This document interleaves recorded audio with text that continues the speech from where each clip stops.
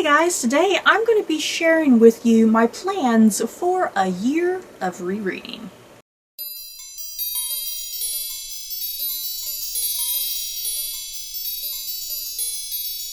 So I hope that's pretty self-explanatory. Here, upcoming in 2021, something that I really just want to do, I want to have a year of rereading books. I have been doing BookTube for quite a long time. Did I start in 2013? I'm trying to remember. I've been on BookTube for a pretty good while. And with BookTube comes this addiction and obsession, if you will, that you want to sit and get other books and you want to try to stay caught up with other books. And the unfortunate thing about that is that for me personally, I haven't really been doing much of rereading. Now, I have reread books over the years, especially if it's books that are part of a series and maybe the final book has come out and I sit and reread a series that way. But that's kind of the only way I've been rereading books, is primarily just rereading series when a final book comes out, you know what I mean? And I've not gotten around to rereading books that I love, you know, books that I read prior to even getting on BookTube and, you know, doing this channel and whatnot. When I was younger, you know, when I was like, you know, before I was a teenager, and then even as I was a teenager, and then even into my college years, I did nothing but constantly reread books. And I never purchased books in the manner that I do now, because now I have a job and I can purchase books to my heart's content. You know, I can spend my money on that stuff. Because when I was younger, the only way I would get books is like through money that my parents would give me, like that I would save up, and then I could buy like a book here or there. Or yeah, maybe I would get a book on my birthday. I would get a couple books at Christmas, you know. Or yeah, I a lot of times went to, you know, like the library, like when I was in middle school and high school, especially elementary school, you guys. I always went to the library and read books. So yeah, reading new books was not something that I really did all that often. I spent a lot of my time rereading the books that I had. So it's just kind of the last couple years, especially since I've been doing BookTube, I'll sit and look around at just my room. I have this room full of hundreds upon hundreds of freaking books, you guys. And I look around and then I see like a book scattered in there. A book from like either my childhood or when I was in high school or when I was in college. And I look at these books and it's like, oh God, I really want to reread that book, but it's like I don't have the time. It's like, where do I put it? I have all these other books that I've bought that I need to read. So I was like, you know what, I'm done, you know. I was like, I'm done. I want to reread some books in the upcoming year. And I figured the best way to do that, you know, in a satisfactory manner, is to reread a book every month this year. And that way I can still, you know, have that joy of rereading a book, but also reading all these other books that I have lying around, you know. And I do. I think it's just a psychological thing. You know, I think it's just this emotionally psychological need that I need at the moment to reread things that I loved and enjoyed in the past, you know, things that I know that I love and enjoy. Because there is always that drawback. The one drawback when you do purchase new books, there's no guarantee you're going to like that book. You know what I mean? There's no guarantee you're going to like it. You may hate it, or it may be just kind of average. And so the books that I have chosen that I plan on rereading throughout the entire year, I have chosen books that I know I love, books that I know I enjoy. And this is books that I have read probably more than 3 times. There's a lot of books in here I've read more than 3 times. And so the way I'm going to do my videos this year, because I'm still going to have my standard book reviews, but if you are interested in my year of rereading, you know, kind of going on this journey with me, if you will, if you're interested, my video titles, I'm going to be calling the videos Year of Rereading, and then, you know, the book title, whatever I'm rereading. So every month I plan on doing that, you know, having my standard book reviews, but then also having my reread. And when I do these reviews of my rereads, it's probably gonna be a split video. It's probably gonna be like, some of it will be a non-spoiler portion, and then the other half will be spoilers, because sometimes I feel like when you reread a book, you have that need to explain, well, why is this such a rereadable book? And a lot of times you need to kind of go into those spoilers to explain why this is something I love, you know? So yeah, does this all make sense to you guys? I hope it does. So I'm going to get into all of the books I plan on rereading this year. Yes, I've already made my complete list. I have my entire year of 2020 planned with all of this rereading, so hopefully this goes well, you guys, because I really want to make this my goal this year. I really want to accomplish this. And so yeah, let's start off. I have the whole pile down here. I already kind of shared this in my TBR for December and January. So yeah, up first, I plan on reading Memoirs of a Geisha by Arthur Golden. I consider this to be one of my top 5 all-time favorite books ever. Memoirs of a Geisha follows a young woman from the time she's a child, and then when she's like kind of, I think, like in her 20s. And it's about her as like an older woman telling her time as a geisha, taking place in Japan, before World War II, during World War II, and I think a little after World War II, and this romance she has with this man, her time as a geisha. And this is just such a beautiful, descriptive, compelling story. I love the movie adaptation of this book. I'm probably going to watch the movie again after reading this book. But yeah, I love this book, you guys. And Arthur Golden, this is the only book he's ever written. Every now and then, I look around on Goodreads like, has he written another book? No, this is his only book, and it's good for him because it's a bestseller. It's a bestseller. People are always reading this book. But yeah, I love this book. Oh. Next, I plan on rereading Austenland by Shannon Hale. This is such a fun, quirky book, you guys.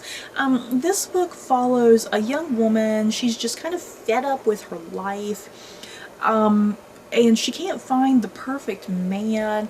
And she loves all things Jane Austen. It's like she's looking for her Mr. Darcy, essentially. And it's just not happening. So, is it her grandmother? I think it's her grandmother who kind of gives her like a bit of an inheritance or something. I can't quite remember. But she gets this opportunity to go to a place called Austenland. And Austenland is essentially like a Disney World for Jane Austen lovers, if you will. And what you do in Austenland, you arrive there, but then you are quickly just immersed into the Regency era. Your cell phone is taken away from you, your computer is taken away from you, your normal clothes are taken from you, and you were given like period piece clothing to wear, and you have someone who does your hair, and you get to experience the Regency era in all of its glory, or irritations, if you will, because yeah, you gotta wear a corset. When you're at Austenland, you're at this grand estate, and you're with other guests who are there as well, but there's also like actors, if you will, who are there to engage with you and really enhance the experience of being in this time period. So yeah, this woman gets this experience to go to Austenland, and it's kind of like this dream come true, and it's this escape, essentially, to kind of go to a time era that it's like she wishes she had been born in. And she does. She finds a little bit of romance here. She kind of finds her Mr. Darcy. And the whole thing of this book is is kind of about, you know, reality versus fantasy, and her kind of, you know, having to cope with, you know, she needs to kind of learn, like, you know, this fantasy world of Austenland is not the real world, you know. So it is. It's a very tiny book. I freaking love it. I can't wait to get to this again. You guys, The Book Thief by Marcus Zusak. I said Memoirs of a Geisha is in my top 5 favorite books of all time, but do you want to know what number 1 is? If someone said, what is your number 1 favorite book of all time? It's The Book Thief by Marcus Zusak. No questions, no ifs, ands, or buts. I freaking love this book. You guys, this is just one of the most powerfully amazing books I have ever read in my life. It makes me laugh. It makes me cry. It makes me just feel all sorts of things about things that are going on in this book. This book takes place in Germany during World War II, and it just follows everyday Germans during this whole thing. And we follow a young girl named Liesel. She loves books. Her mother has kind of abandoned her to this older man and woman who she is now living with. And they give her this obsession to really consume her love of books and writing. And it's just a story about Liesel as she's growing up during World War II, and the things that she has to face, the things that she sees and witnesses. And the most beautiful, heartbreaking thing about this book, you guys, your narrator is Death himself. And Death as a narrator is just one of the most compelling, intriguing things I have ever read in my life. I freaking love it. Because Death is trying to understand humans. He's trying to understand humanity. He's trying to understand this war and why it happened and why people do the things that they do, you know? So, I love this book, you guys. Of course, when I get to my book review of this, when I'm talking about later, I'll go into all sorts of stuff, but I adore this book to bits. Next up, I have a duology that I want to try to accomplish, and they're just very tiny books. Yes, I don't know how well this is showing up on the screen, but these books are falling apart. The covers are about to fall apart. They're rather fragile. I'm a little terrified touching them right now. These two books, the first book is called Titanic, The Long Night, and then the second one is called Remembering the Titanic, and they're both by Diane Ho. These two books came out not too terribly long after the James Cameron Titanic movie came out. And I consider Titanic to be one of my all-time favorite movies. And I was so obsessed with that movie back in the day, you guys. I'm still obsessed with it to this day. And I remember that movie came out. I was like I think I was in 5th grade at the time. And then not too long after the movie came out, like within that year, these books came out. And I remember reading these books just obsessively, compulsively. I've probably reread this duology so many times that I can't even remember. I can't even remember the count, you guys. It's been a long time since I last reread these.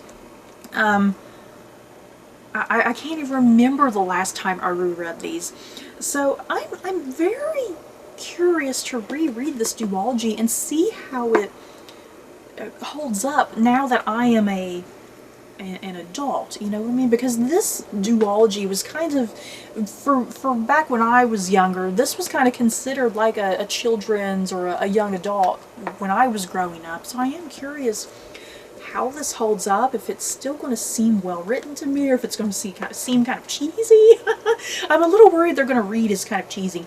But I'm very excited to get to this and reread these two particular books, because this was my childhood right here. You know, this was my childhood. I reread these books so much, it's a little ridiculous. Hence why I say they're a little fragile, because the covers are falling apart. That's how much I read them. Next up, Atonement by Ian McEwan. The movie adaptation of this came out with James McAvoy and Keira Knightley. I loved the movie, and I was like, I have to read this book. I gotta get my hands on this book. So as soon as I watched that movie, I got this book, and and read it. I've definitely read it a couple times.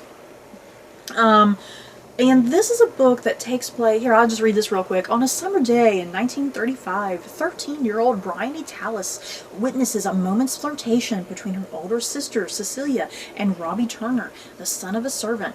But Bryony's incomplete grasp of adult motives and her precocious imagination bring about a crime that will change all their lives, a crime whose repercussions Atonement follows through the chaos and carnage of World War II and into the close of the 20th century. This book, oh my god, just some of the twists and turns you get with this book, some of the things that happen. This is a pretty wild and intense book, and yet it's about this young girl who sees something happen between her sister and the servant. She sees something happen between them that she doesn't quite understand, and she makes some accusations about something, and this has severe repercussions for her sister and this servant boy. And this book is just the most heartbreaking thing. Oh my god, I'm definitely excited to get to this. I'm probably going to have a rewatch of the movie as well. Next up, I have a trilogy that I would like to get through, and that is the Looking Glass Wars trilogy.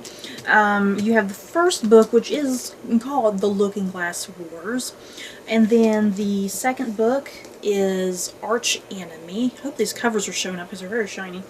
And then the third one is Seeing Red, and these are all by Frank Better. And, I mean, if you can't kind of tell from the title, The Looking Glass Wars, these are retellings of the Alice in Wonderland stories by Lewis Carroll. Yeah, but really branching it out and really developing the world building. You follow a young girl, her name is Alice Hart. She is like the princess of this realm, and her aunt, who is essentially the Queen of Hearts, if I'm not mistaken, her aunt, she does some stuff, causes some chaos, and Alice Hart is essentially exiled. And she is exiled from Wonderland into, like, Victorian London, where she has to figure out how to get back to Wonderland to retake her kingdom from her evil aunt. And I love these books, you guys. They're just really quaint. If you love all things Wonderland, this is going to be right for you. These are like badass retellings. Don't get me started on the character of Hatter Madigan. Hatter Madigan is the Mad Hatter, but he's like a badass warrior assassin, and like he can take his hat and like throw it at people and kill people with his hat. It's epic, you guys. I freaking love it. So yeah, I've read this trilogy quite a few times as well, and it's been such an incredibly long time since I last read it, so I'm curious how it holds up. I guess I shall see. Next up, The Romanoff Prophecy by Steve Berry. This is another book I've reread this book too many times to count. I really would like to talk about this book with you guys when I do get to the review. This book, I'll kind of read some of the synopsis here. It takes place in Moscow in present day. Atlanta lawyer Miles Lord, fluent in Russian and well-versed in the country's history, is thrilled to be in Moscow on the eve of such a momentous event. After the fall of communism and a succession of weak governments, the Russian people have voted to bring back the monarchy. The new Tsar will be chosen from among the distant relatives of Nicholas II by a specially appointed commission, and Miles' job is to perform a background check on the Tsarist candidate favored by a powerful group of Western businessmen. But research quickly becomes the least of Miles' concerns when he is nearly killed by a gunman in a city plaza. Suddenly, Miles is racing across continents, shadowed by nefarious henchmen. At first, his only question is why people are pursuing him, but after a strange conversation with a mysterious Russian who steers him towards the writings of Rasputin, Miles becomes desperate to know more. Most important, what really happened to the family of Russia's last Tsar. His only companion is Kalina Petrovna, a Russian circus performer, sympathetic to his struggle, and his only guide is a cryptic message from Rasputin implying that the bloody night of so long ago is not the last chapter in the Romanov story, and that someone might even have survived the massacre. The prophecy's implications are earth-shattering, not only for the future of the Tsar and Mother Russia, but for Miles himself. This book, kind of reading that, it sounds rather absurd, and and kind of like, what the hell? You know, it is. It's a rather absurd plot going on. You know, Russia being like, hey, let's bring back the Romanov dynasty or whatever. You know, bring back the czars of Russia. It's a pretty bizarre concept and probably will never ever happen, but still fascinating nonetheless. And I love this book. I have been obsessed with the Romanovs and Russian history since the Anastasia cartoon that came out back, what was that, 1997? I've been obsessed with Russian stuff since then. So yeah, I freaking adore this book. It's just a really fast-paced, action-packed thriller, and I love it. And next up, I have Mouse by Art Spiegelman, and this is the complete collection. If you don't know what Mouse is about, it's Holocaust non-fiction, but done as a graphic novel, and that is quite brilliant. I first read this book when I was in college for a... well, God, I can't remember what the class was, but this was one of our readings that we had to do, and I just immediately fell in love with this book from the get-go, and I just thought it was a clever way to tell a story from the Holocaust. This is about Art Spiegelman, who is telling the story of his father who survived the Holocaust, essentially. And it's just such a descriptive... This whole thing is just such a descriptive, haunting, mesmerizing, interesting look at the Holocaust and how Art Spiegelman how he chooses to depict it, because like the Jewish people, for instance, he shows the Jewish people as mice. The German people I believe are represented as dogs, if I'm not presented. Cats, that's it. The German people look like cats. Because I think it's the Americans who look like dogs. Every country is kind of depicted in this book, and there's like a specific animal that represents each country. And it's just such a compelling piece of Holocaust nonfiction, you guys. If you've not gotten around to this, I really highly recommend it, because the artwork is just so fascinating, and it tells a very captivating, horrifying story, and you get these visuals, and it's like, oh, you're forced to look at those visuals, you know. And it's amazing, you guys. I definitely cannot wait to get to rereading this again. Next up, Confessions of an Ugly Stepsister by Gregory Maguire. This is another book I've read quite a number of times. I love Gregory Maguire, especially his early books, because I love the Wicked books, I love this book, I love Mirror Mirror. I feel like a lot of his recent books have not been comparable. But yeah, this is one of the ones I really enjoy, and this one, it takes place in 17th century Holland, and it's essentially a retelling of Cinderella, and it's so great, you guys. It is really, really good.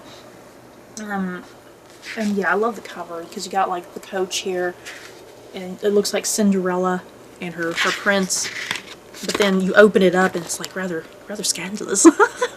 I love it.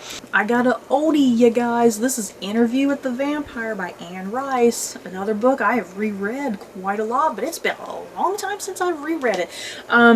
Interview with the Vampire has been made into that really terrific adaptation that had Brad Pitt and Tom Cruise and Kirsten Dunst. I freaking love that movie. I'm probably going to rewatch that movie after I read this book.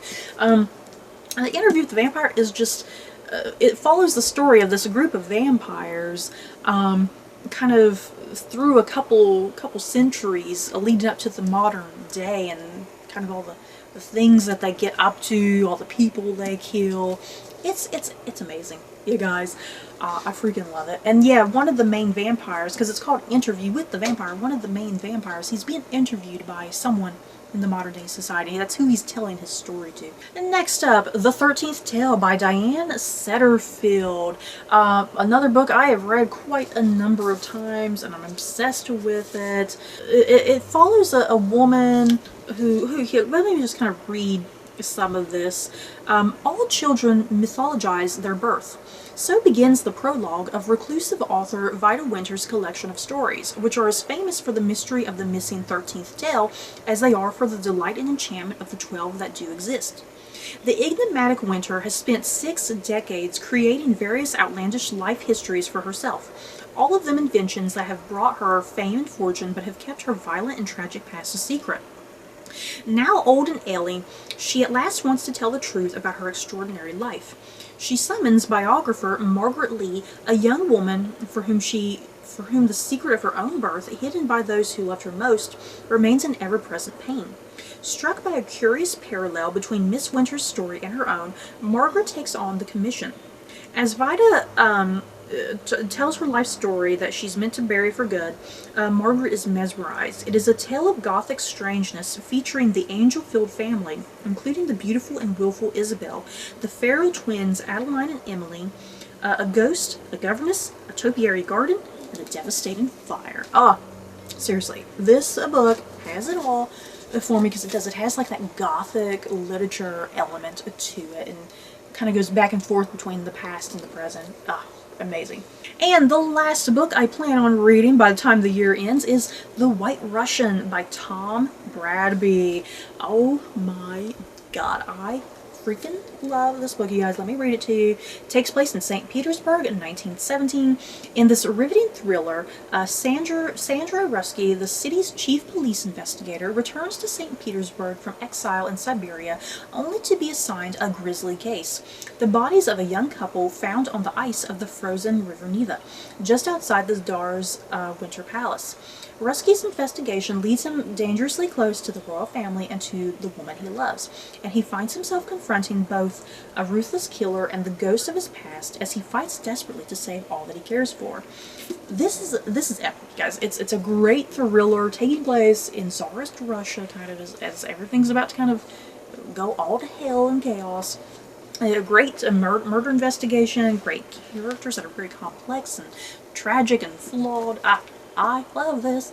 So you guys, that is all the books that I plan on doing for my year of rereading. Like I said, every month I will be reviewing a book to share with you guys, and you know why I love that book and why I would recommend it to other people, I suppose. So yeah, that is it for this video. In the comments below, tell me about your rereading experiences. Do you like rereading books? Do you struggle nowadays because there are just so many books out there? Do you struggle to reread books? Do you feel overwhelmed? Just let me know your thoughts on rereading in general, the good and the bad, I suppose. So that's it for this video. Don't forget to like, comment, and subscribe, and if you like this video, you may like these other videos. Bye guys.